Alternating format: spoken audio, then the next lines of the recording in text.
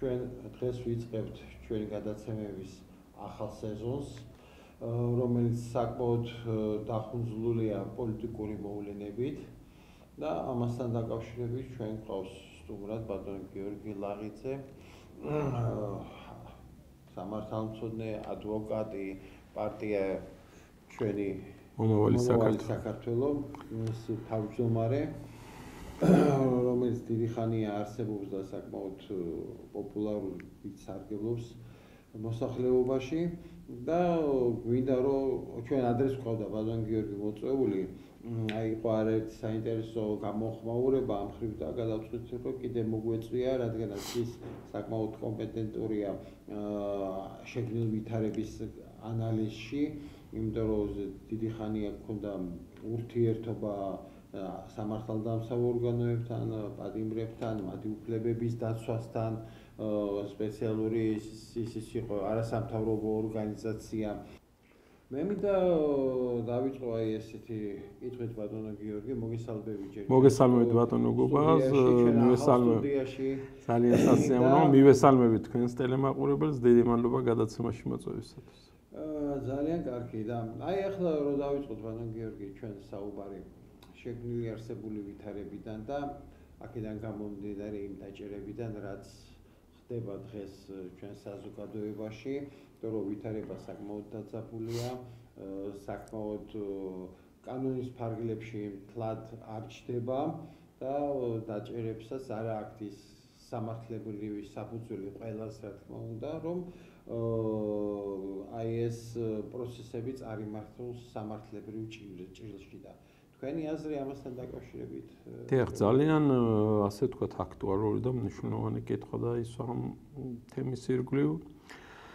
სამწუხაროდ საკმაოდ დაძაბული პოლიტიკური ვითარებაა დღეს ჩვენს ქვეყანაში, ეს არის მოცემულობა და ეს ყველაფერი პირდაპირ აისახება ადამიანის უფლებების უხეშდარღვევებზე, მათ შორის დაპატიმრებებზე, რომლის მიმართაც ჩნდება ძალიან ბევრი კითხვის ნიშანი, რომ პოლიტიკური ნიშნით ხდება ადამიანების დაპატიმრება, მათზე შურის ძიება, ანგარიშის წორება და ასე შემდეგ და ხშირ შემთხვევაში ვაწყდებით ისეთ ფაქტებს, სადაც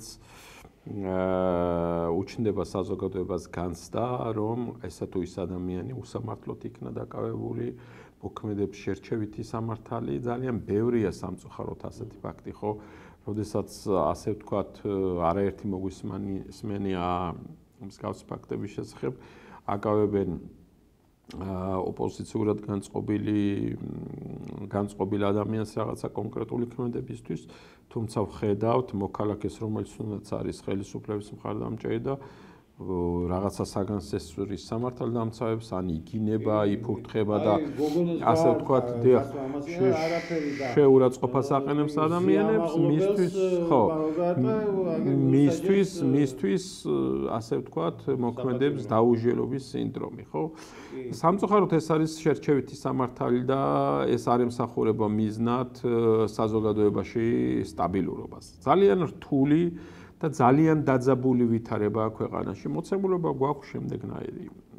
აი, მე წლების განმავლობაში 96 წლიდან მოვაწვევ ადამიანის უფლებათა დაცვის სფეროში, ჯერ კიდევ მაშინ, როდესაც სახალხო დამცველის ინსტიტუტიც კი არ არსებობდა და აი, ასე ვთქვათ, უცხო თემა იყო ადამიანის უფლებებზე საუბარი, თუმცა ნაბიჯ-ნაბიჯ ჩვენ დავამკვიდრეთ ადამიანის უფლებებისადმი პატივისცემა და მათ შორის სახელმწიფო უწყებებიც ვალდებულები იყვნენ ანგარიში მოსწონდათ თუ არ მოსწონდათ მათ ეს ვალდებულები იყვნენ ანგარიში გაეწიათ ადამიანის უფლებებისათვის.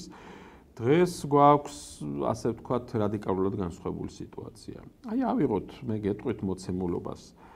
ძირითადი ოპოზიციური პარტიების ლიდერები არიან დაპატიმრებულები. კი, მათ ედავებიან კონკრეტული სისხლის სამართლის დანაშაულის ჩადენას, თუმცა აი გაბრძანდით საზოგადოებაში ჩააწერეთ გამოკითხვა და მათ დიდ უმრავლესობას ყველა იმას გეტყვით, რომ ისინი არიან პოლიტიკური ნიშნით დაპატიმრებულები და იმიტომ არიან დაპატიმრებულები, რომ მათ განსხვავებული აზრი ჰქონდათ. ანუ ხელისუფლებისთვის იყვნენ მიუღებელნი. არ შეიძლება პოლიტიკოსი აზრის გამოთქმის გამო დააკავო. ეს არ არის დემოკრატია, ხო? ხო, რა თქმა უნდა, დემოკრატია. ეს არ არის, ხო, ეს არ არის დემოკრატია. სამწუხაროდ ხდება ის, რომ დაიწყო ხელისუფლებამ პოლიტიკური ველის მოსუფთავება. ხა ვიღაცები ღებულობენ ამ არჩევნებში მონაწილეობას, თუმცა ჩვენ ხო ვიცით, რომ ესენი არ არიან წამყვანი პოლიტიკური ძალები და ხელისუფლებას, მათ შორის თბილისში კალაძეს კონკურენტი არ აყავს, სერიოზული კონკურენტი, ხო? მოცემულობა არის ის, რომ სამართალდამცავ ორგანოებს იყენებენ პოლიტიკური ნიშნით, რათა პოლიტიკური ოპონენტები მოიშორონ, განეიტრალონ და პოლიტიკური ველი მოასუფთავონ. ეს დემოკრატიულ პროცესებს ნამდვილად არ ემსახურება და საზოგადოებაში, ასე ვთქვათ, ძალიან ნეგატიურად აისახება. ძალიან ნეგატიურად და ფაქტია, რომ აი მე არ მახსენდება ჩვენი საზოგადოება ესე დაპირისპირებული ერთმანეთთან. თუ არ ჩავთვლით სამოქალაქო ომის ჯვარი გწერია, ხო?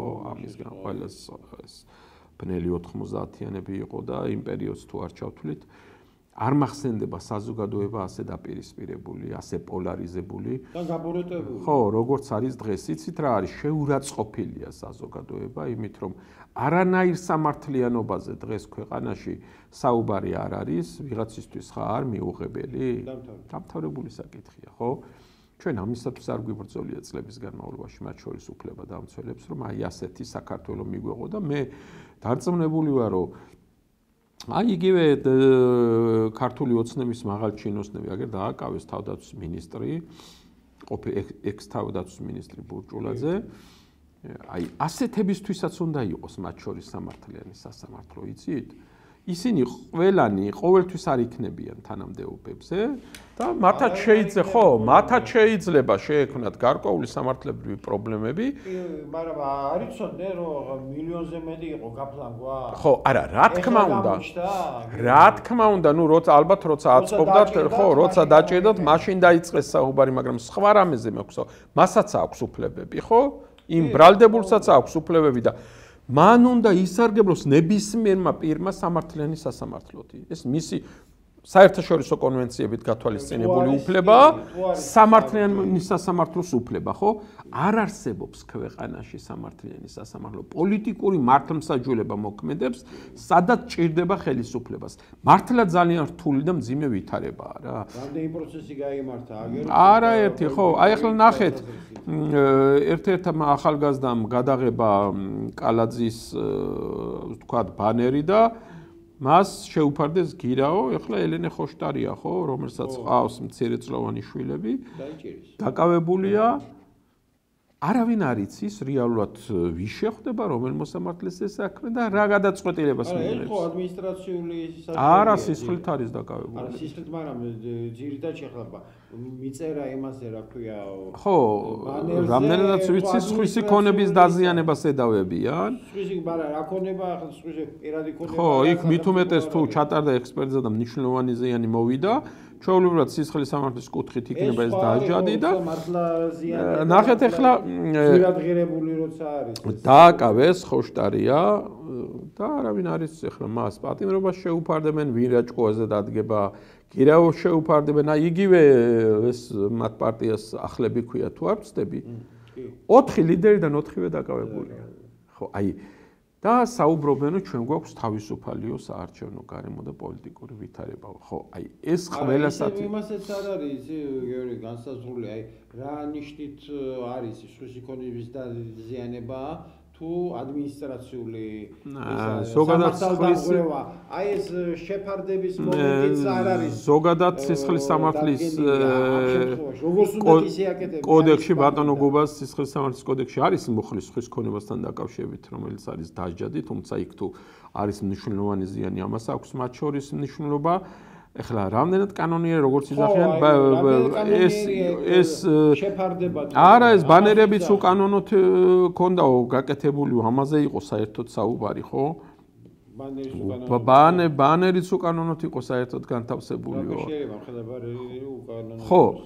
ხო, არ ვიცი, გარკვეულ ნებართვებს, საჭიროებს იქ ფასადზეა გამოკრული და ასე შემდგომ. ეხლა ალბათ ადვოკატები ამ საკითხებით დაინტერესდებიან, მაგრამ თემა სხვა რამეში ეხლა ეს ხო პოლიტიკური ნიშნით არის გაკეთებული, მაგალითად იგივე რასაც ხოშტარიას ედავებიან, ხო? რაც ხოშტარიამ გააკეთა, თუნდაც პოლიტიკური. ეს ხო ყველამ ძალიან კარგად ვიცით, რასთანაც გვაქვს საქმე. თითოეული ადამიანი, ვინც ოპოზიციის აქციებზე დადის, მე ვიცი ძალიან ბევრი მათგანი, ზოგი 20 ჯერ და ზოგი 30 ჯერ არის დაჯარიმებული 5000 ლარით ჯარიმით გზის გადაკეტვისთვის და სხვადასხვა რაღაცებს ეთავებიან. აი ელემენტარულად ხელისუფლება რომ ხარ, ხო უნდა დაფიქრდე რომ ჯარიმები რომელიც უნდა იყოს მათ შორის პრევენციული ხასიათის და ასე ვთქვათ პრევენციული ზომები უნდა გაატაროს ჯარიმებმა რაღაც კონკრეტული ქმედება ადამიანებმა აღარ გაიმეორონ ვერ ამართლებს ამ მოცემულ შემთხვევაში ხო და პრობლემა სულ სხვა რაღაცაშია ძალიან კარგად იციან რაშიც არის პრობლემა ამ ადამიანებს პოლიტიკური მოთხოვნები აქვთ და თავი ცოცხალი პოლიტიკური მოთხოვნების განხილვაში ხელისუფლებას არ უნდა შესვლა არ უნდა ის რომ დაჯდეს განსხვავებული აზრის მატარებელ ადამიანებთან მოლაპარაკების მაგიდასთან და განიხილოს რა რომ განმუხტოს პოლიტიკური ვითარება ქვეყანაში ხო აი ეს მიდგომა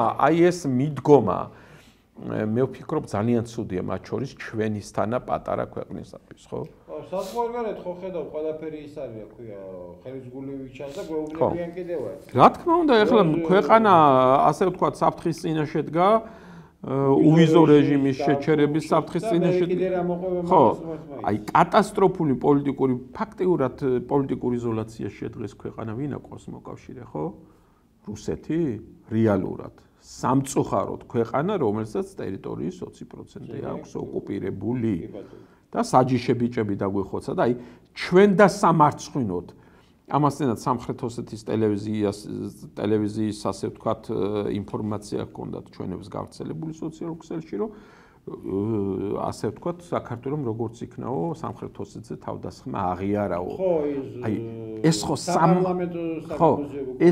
ეს ხო მართლა სამარცხვინოა ჩვენ და სამარცხვინოთ ხო ვის დავესხით თავს ჩვენს ტერიტორიაზე ჩვენ დავიწყეთ ომი ქართველებმა ამას საღად მოაზროვნე ქართველი კაცი არასოდეს არ შეეგუება რა არის მთელი საქმე გიორგი რომ უცხო ერთი დელეგაცია იყო და კომისიები ყველამ დაადგინა რომ რუსეთი დაგვესხაო და ჩვენ ვიზახით ეხლა რომ ჩვენ დავესხით თავს ხო აი ეს ხო მართლა ასე ვთქვათ რბილად ვამბობ ამას რბილად რომ ძალიან სამარცხვინო ხალხია იმას რომ მე დავესხით თავს რომელი ქვეყანა აღიარებს ამას ან იტყვის არა ბატონობას ნახეთ აღიარებასაც თავი დაანებე სამხედრო მოქმედებები ხორციელდებოდა საქართველოს აღიარებულ საზღვრებში საქართველოს ტერიტორიაზე საერთაშორისოდ აღიარებულ საზღვრებში ზოგადად ელემენტარულად უნდა იცოდნენ ომის დაწყება ნიშნავს პრაქტიკულად იმას რომ ერთი ქვეყანა მეორეს რომ დაესხმევა თავს და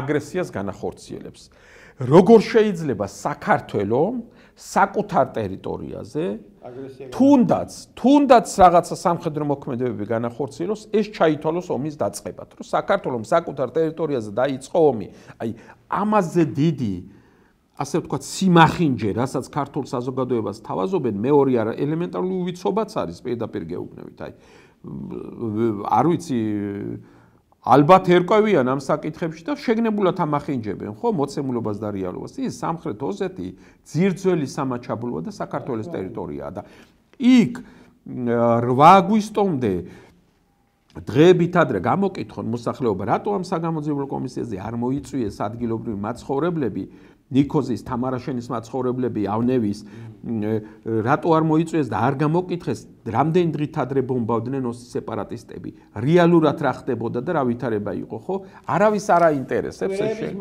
ხო გამობით განსაკუთრებით იყო საარტილერიო არავის არ აინტერესებს და ესე იგი რა გამოდის რომ ჩვენ არ გქონდა თქვა თუ იმის უფლება რომ რაღაცა პასუხი გაეცა ჩვენ სამხედროებს ამაზეა საუბარი და ჩვენ დავიწყეთ ომი ჩვენ ტერიტორიაზე აი სასაცილოა სატირალი რომ არ იყოს აი ეს მოცემულობა გვაქვს დღეს ჩვენს ქვეყანაში აი უკიდურესად დამახინჯებული ვითარება მაგრამ ყველაზე ცუდი რა არის ამას ვიღაცები იჯერებენ ყავთ თავიანთი ელექტორატი რომელსაც ამას აჯერებენ და ეუბნებიან რომ არა ჩვენ მართლები ვარ და ეს ასე იყო და იცი რა შენ თუ ამას დაიჯერებ ეს არის ჩვენთვის კარგი და ამის იქით მათი აზროვნება სამწუხაროდ აღარ მიდის, გესმით? აი, უბრალოდ ესეთი რთული ვითარება, რაც დღეს არის შექმნილი, მათ შორის საერთაშორისო არენაზე, საქართველოს არ ქონია ჩამოთვალონ, რომ ვინ ყავთ მოკავშირე. ვინ ყავთ მოკავშირე? მაგრამ ამას არ აქცევენ ასეთ ყურადღებას, რომ ჩვენისთანა პატარა ქვეყანას ესაჭიროება მოკავშირეები.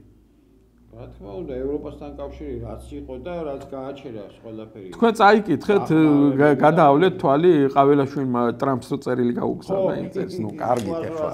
ხო, კარგით ახლა რა, აი რაზე შეიძლება ვილაპარაკოთ ჩვენ, ხო, ამის შემდეგ. აი რა მიდგომა, რა დონეზე დაეცა ჩვენი დიპლომატია, მათ შორის სხვა შორის დღევანდელი კონსტიტუციითაც, სადაც საკმაოდ შეზღუდული უფლებები აქვს საქართველოს პრეზიდენტს, ის მაინც არის საგარეო ურთიერთობებში ქვეყნის წარმომადგენელი და რა განცხადებებს აკეთებს, კარგით რა, აი მე არ ვიცი ან ვინ დაუწერა ეს ტექსტი, ან თვითონ თუ დაწერა, ხო, არ ვიცი რა თემაა და სამწუხაროდ ესენი წარმოადგენენ ქვეყანას ქართული ხალხს აღარ უკვე, ქართული ხალხის დიდი ნაწილიც აღარ.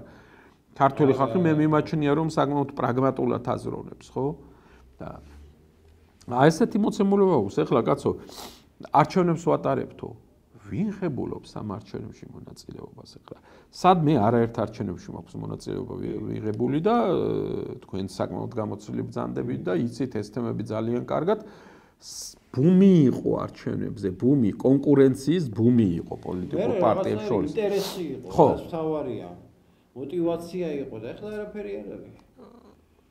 აი, მოცემულობა რა გვაქვს? ძირითადი ოპოზიციური პარტიები არ მონაწილეობენ არჩევნებში, მონაწილეობს რამოდენიმე პარტია, რომელსაც არანაირი ისეთი ხელშესახები რეიტინგი არ აქვს და უბრალოდ ასე ვთქვათ, ბოდიში ამ ჟარგონზე გააправებენ ამ სპეცოპერაციას, რასაც არჩევნები ქვია.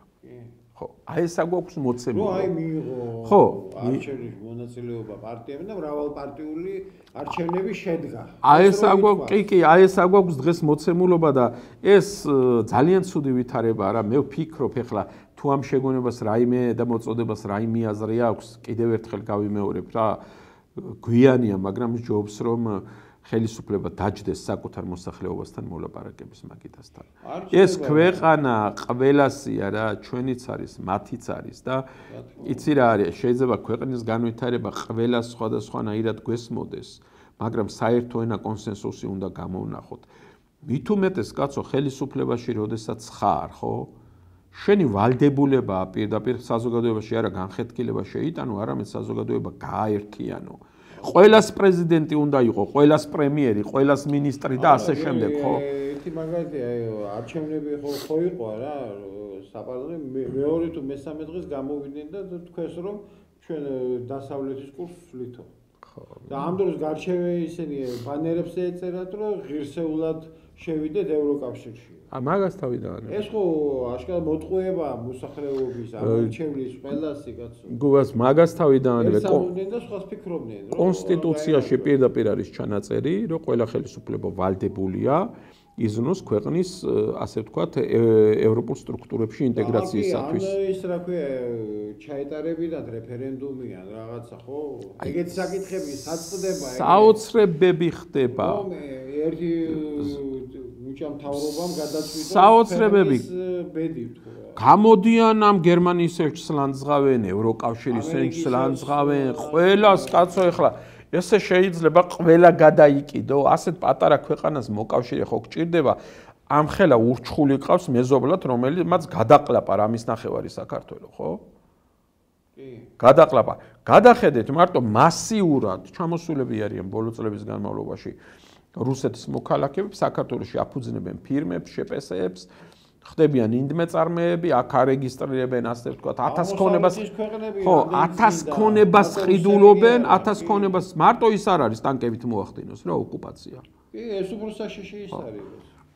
ზოგადად ისეთი, ასე ვთქვათ, საშიში და რთული პოლიტიკური ვითარება ამას სჭირდება ძალიან პრაგმატული და საღიაზროვნება და პირველ რიგში საზოგადოების კონსოლიდაცია და ჩვენი საზოგადოება არის ამ შემთხვევაში გახლეჩილი, პოლარიზებული და დაპირისპირებული ერთმანეთთან და მე არ ვიცი ეს ვის წისქვილზეა ხავს, ხო წყალს? ალბათ ჩვენი მტრების წისქვილზე. იყვნენ გაერთიანებული ოპოზიცია და დაიშალა. დაიშალა თქვენ დარწმუნებული იყავით რომ ხელისუფლებამ დიდი წვლილი შეიტანა მათ დაშლაში. დარწმუნებული იყავით, აი რა არის იცით ეხლა ყველასგან უველოდებით ცოტნე დადიანობას რა მათ შორის ოპოზიციაშიც. აი ბევრი ციხეში ზის ნახეთ. არ მივიდნენ საგამოძიებლო კომისიაზე. ხო, ნუ ახლა არ მივიდნენ რა და წავიდნენ და ციხეში ზიან ის ადამიანები და საჯერს იხდიან ამის გამო. ჩათვალეს რა, იცით, რომ ეს იყო რუსული კომისია, გააკეთებდნენ რუსულ საქმეს, თუ იქ მივიდოდნენ და არჩიეს, რომ ძალიან კარგად იცოდნენ, რომ მათ სისხლისამართლის წესით პასუხისმგებლობა დაიკისრებოდათ, მაგრამ შეიძლება წავიდნენ. ხო, წავიდნენ ამ ნაბიჯზე, ახლა ეს გარკვეული ვაჟკაცობაა და ეს უნდა ვთქვათ, ხო? რა თქმა უნდა. ეს უნდა ვთქვათ, მაგრამ ასე გაგრძელებაც ხო არ შეიძლება, რაც ხდება ამ ქვეყანაში. კიდევ ვიძახი, ძალიან პატარა ერი ვართ. მერე რამხელა მიგრაცია ხალხი გარბის ქვეყნიდან. უფიქრია ელემენტარულად ხელისუფლება. რაღაც 60,000 გავიდა ქვეყნიდან. დიახ, უფიქრია ელემენტარულად ხელისუფლებას. აი ევროპა რო გვემუქრება უკვე თუ არ შეასრულებთო და მე მგონი ეს ვადა უკვე ამოიწურა კიდევ. ხო. თუ არ შეასრულებთო ასე ვთქვათ რაღაც კონკრეტულ მითითებებს, შესაძლოა შეჩერდეს ვიზა მიმოსვლა. ხო. რა ეშველებათ ჩვენს მოქალაქეებს 100,000-ობით ადამიანია საშოვარზე წასული ევროპაში. რა ეშველებათ ამ ადამიანებს, კაცო? რითი უნდა არჩინონ ოჯახები? მარტო იტალია სავსეა ქართველები. საბერძნეთი, იტალია. თურქეთი. ხო. კარგით რა ეხლა მართლა ცოტა ჭკუა ხო უნდა დააყოლონ თითოეულ გადაწყვეტილებას. თუ იცახი რომ ქვეყნის ხელისუფალი ვარო და პრეტენზია გაქვს იმაზე რომ ყველას პრემიერი უნდა იყო, ან ყველას ხელისუფალი უნდა იყო, ის ქოცებიც არიან, ქოცების ოჯახის წევრებიც. წასული იმ საშოვარზე და მათზეც იფიქრეთ რა. სასწავლებლად და მეტი წელი წასული. სამკურნალოდ რამდენია წასული, ხო? რამდენი შეეშლება ხელი. და აი ეს ეუთოდირი რო აღარ ჩამოდის. ეს ხო იმას ნიშნავს, რომ ეს არ არის. ნახეთ რა გააკეთეს გუბას. ადგენენ და დაგვიანებით გაუგზავნეს ეუთოდის წერილი და მოიწვიეს და იმ ხალხმა უთხრეს რა კაცო ჩვენ წინასაარჩევნო გარემოს ვერ დავაკვირდით და აზრი აღარ აქვს ჩვენ ჩამოსვლას და აღარ ჩამოდიან მე გონი არ იცოდნენ როდის უნდა გაეგზავნათ წერილი მაგრამ სპეციალურად გააკეთეს ხო ალბათ იმასქენით გაუგზავნეთ მოწვევა რა ვქენად ბატონო არ ჩამოდი არც აწყობთ რა შეაწყობთ კაცო პირიქით შეგნებულად მიდის ქვეყანა იზოლაციისკენ არც ეუთოდირი აწყობთ არც ევროპული სტრუქტურები არავინ არ მათ აღარ ჭირდებათ საერთოდ მაკონტროლებელი ორგანო რაც კი არსებობს არც ერთი არ აწყობთ არ ვიცი აი თუ ადამიანი ვინც ელემენტარულად აზროვნებს დაფიქრდება სადამდე შეიძლება მივიდე არც საინტერესებს აღიარებს თუ არა ევროპა და მსოფლიო არა კი ბატონო ო აი რაღაც ნაჭუჭი როჩდეს აი ახლა სხვა შორის ბოლო პერიოდში ბელორუსიამ ათეულობით პოლიტპატიმარი გაათავისუფლა იქ გაათავისუფლეს და ჩვენ ვიჭერთ ჩვენები იჭერენ რა ნუ არჩევნების შემდეგ შეიძლება რაღაც გამოუშვანა რაღაცა ხნა რა ვიცი თუ ეგრე ხო არ ვიცი ძალიან ცუდად მაგრამ ხალხმა რა ქნას ხალხი როგორ ითქმის ეს მიგვირს აი კი გამოსვლები არის მაგრამ ეს ის ძალა არა ყოველ დღე გამოსვლები კი მაგრამ ამ გამოსვლებს ისაც ძალა არა აქვს რომ რაღაც რეალური გარდატეხა მოახდინოს ხო ის რაოდენობა არ არის ის შემართება არ არის ის განწყობა და ძალისხმევა რაც საჭიროა ასეთ შემთხვევაში ხო იცი რა საზოგადოებაში არის იმედგაცრუება იმედგაცრუება საზოგადოებაში, მაგრამ მე ერთ რამეს ვიტყვი რა, აი ეს გამოსავალი არ არის. ეს ქვეყანა არის ყველას, იმედგაცრუება კი არა, ყველა უნდა ხო, ჩვენია ეს ქვეყანა. ხო, ჩვენია ეს ქვეყანა, კაცო, ვისვე ბუტებით, ხო? ჩვენ უნდა ვიყოთ შემართებულები და ჩვენ უნდა შევცვალოთ ვითარება უკეთესობისკენ. რა თქმა უნდა, მშვიდობიანად და დემოკრატიულად და კანონის ფარგლებში, მაგრამ კიდევ ვიძახი, აი ეს იმედგაცრუება და ნიჰილიზმი, ეს არის ხელისუფლების მოკავშირე ზუსტად. იცი რა, განახებენ ისინი ხის ძალას და ზუსტად ამაზე აქვთ გათვლილი რა. აი რაც ჩვენს მოსახლეობას დაემართა, რომ გავიდე რა, მაინც არაფერი არ გამომივა. აი ეს არის მიდგომა, გამიგე და ხო, აი ეს ძალიან ცუდია ეს მიდგომა. სხვა შორის ძალიან აქტიურობენ ხელოვნების წარმომადგენლები. აი მე ვიცი რომ მათ შორის საპროტესტო აქციებზე ძალიან აქტიურობენ ხელოვნების წარმომადგენლები. ხო, დაჭერილებიც არიან, დაიჭერეს გამო. ჩვეულებრივი ჩათვალე რომ 37-იანებში დახრეტები არ არის თორე, დანარჩენი იგივე სიტუაციაა, რო იცოდი. კი, აბსოლუტურად იგივე ინტელიგენციას დაერივნენ. თავისუფლების ჩახშობა, თავისუფალი აზრის გამოყპირონული თვისების დათრგუნვა, შეშინება, დაჭერა, უკანონოდ თან როგორც მაშინ ხდებოდა თეთრი ძაფი ნაკერის საქმეები რო 37 წელს ვიღაცის აგენტად გამოგაცხადებდა და დამთავრდებოდა საქმე. ტროიკები. ხო, ტროიკები ხრეტავდნენ. უცხო ქვეყნის ბურჟუაზიული სახელმწიფო და აგენტი. ეხლა არის აკაური აგენტები რუსეთის და ხო, არა, ნახეთ ახლა რა ხდება ფაქტიურად, ასე ვთქვათ, ის კანონის რომ მიიღეს, ასე ვთქვათ, არა, NGO-ებთან დაკავშირებით რომ მიიღეს კანონი რაღაც უცხოური დაფინანსების შესახებ, ხო, გამჭვირვალეობის შესახებ. ესე იგი, უცხო ძალად მოიხსენიებენ თავიანთა მოკავშირე ევროპის ქვეყნებს, ევროპულ სტრუქტურებს და იგივე კანონი რუსეთთან დაკავშირებით კი არ მიიღეს, რომელიც მართლა მტრულად განწყობილი სახელმწიფოა ჩვენს მიმართ და მართლა რეალურად აი აგენტურა თუ ვიღაც უნდა შემოდიოდეს, მათ აქვთ რეალურად ხო ეს ინტერესი. სამთავრო ორგანიზაციებში არის გაზრდილი ეს დღევანდელი ხელისუფლების. კი, კაცო, კი, იქ არიან ყველა გაზრდილები და თქვენ წარმოიდგინეთ, რამდენი საინტერესო კარგი პროექტი ფინანსდებოდა ხო, ეხლა შეზღუდული უნარების მქონე ადამიანებთან დაკავშირებით მე ვიცი სოფლის პროგრამები იყო, მედიის განვითარება და ასე შემდეგ, უამრავი და კონკურსები და სტაჟირებები, რასამე. აი ამას ებძვიან, ამას და ეს ყველა გამოაცხადეს უცხო ძალად რა, ვინც იქიდან ფინანსდება და ეს მიდგომა ჩვენ სად მივდივართ უბრალოდ, აი, კარგად რომ დაფიქრდეს ადამიანი, იმაზე რთულად არის ვითარება ქვეყანაში და საშიში ვითარება, ვიდრე წარმოგვიდგენია რა. იმიტომ რომ ის დახმარებები რაც შემოდიოდა შეჩერდა ყველა ბიუჯეტს ავსებდა იმით იყო ხო ივსებოდა ეს ბიუჯეტი. კი ბატონო. ეს ყველაფერი გაჩერებულია ეხლა და ეს სანამდე გაძლებს ასე ეს ჯერ ეხლა ჩვენ ინერციით მივდივართ. ხო. ინფლაცია არ წავა, მე მიკვირს რომ კიდევ კარგად გავძერვით და ღმერთთან უხდას რომ იგივე შემოტრიალდეს სიტუაცია, მაგრამ სანამდე გაგრძელდება ასე ეკონომიკის გარეშე გიორგი გითხარით. კი ბატონო.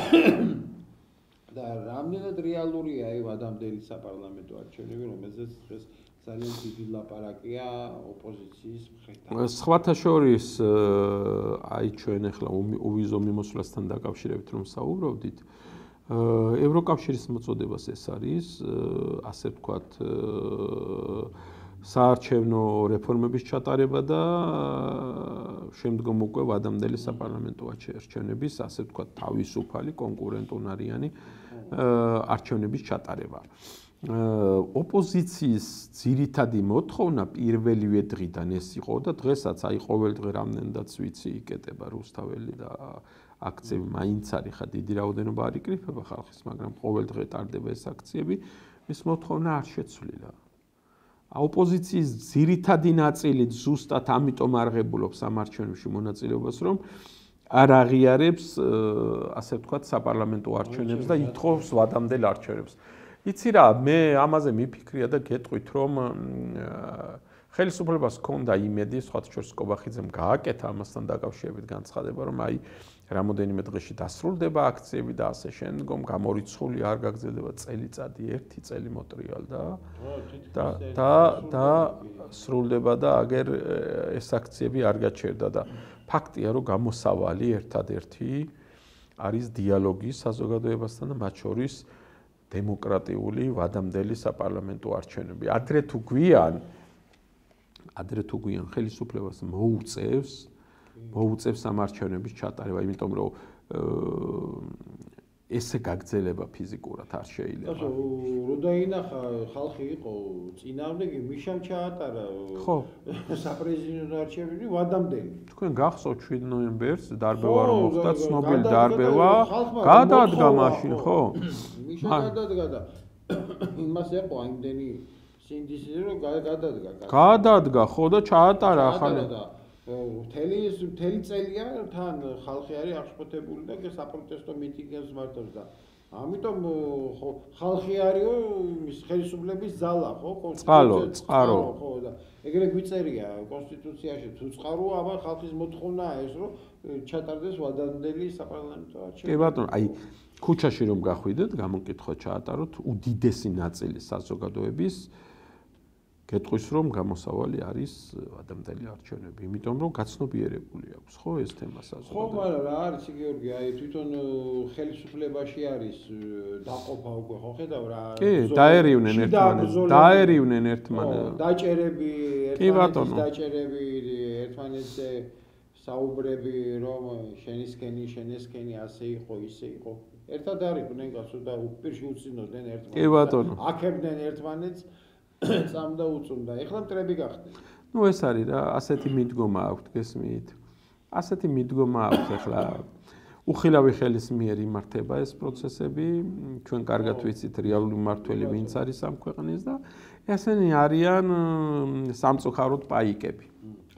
კი და აი ეს საკითხია კიდე აქტუალური წამოვიდა ეს თემა ისე გიორგი აი თურქიმესხების საკითხი ეს პერიოდულად გება ხოლმე ეს საკითხი 90-იან წლებში დადგა სვიადის დროს იყო სამბავი შევარდნაძის დროს იყო ეგ ამბავი წამოვიწია მე ჩაჩუმდა ეგ ამბავი ეხლა კიდე წამოვიდა აი ეს თემა ხო თურქეთის პრეზიდენტმა გააჩვენა ხო თურქეთის პრეზიდენტის ისე იყო აზრი და არამედ გაჟღერება ეთყობა საკმაოდ ისე მოთხოვა, მაგრამ ჩვენი პასუხი ვერ არაფერი ახლა ჩვენმა ზეგანათლებულმა პრეზიდენტმა ვერ გასცა პასუხი საერთოდ. არ საუბრობ არ გასცა პასუხი, კაცო, იმის პირადი იმას შეხედულებებს და იმას, მაგ კი არა, ახალციხე მესიზმრებაო რო იძახლა, იმაზეც არაფერი არ უთხრეს და აი ეს თურქიმესხების ჩამოსახლების საკითხი ახლა როგორ შეიძლება კიდევ განვითარდეს? ისევ შეჩერდება?